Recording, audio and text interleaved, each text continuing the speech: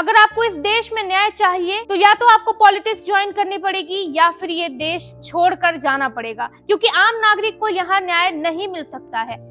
सोचिए, एक बेटी जो कि डॉक्टर बनती है, लोगों की सेवा करने जाती है और अगस्त 2024 में आरजीकर मेडिकल कॉलेज के अंदर उसका रेप करके उसकी बेरहमी से हत्या कर दी जाती है। और इस पर हमारे सिस्टम ने क्या किया?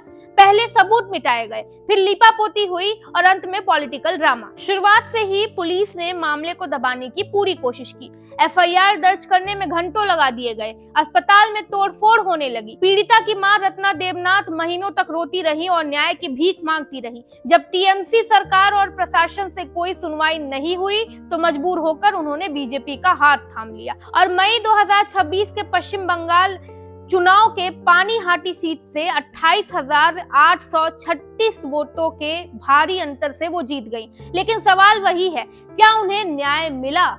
नहीं।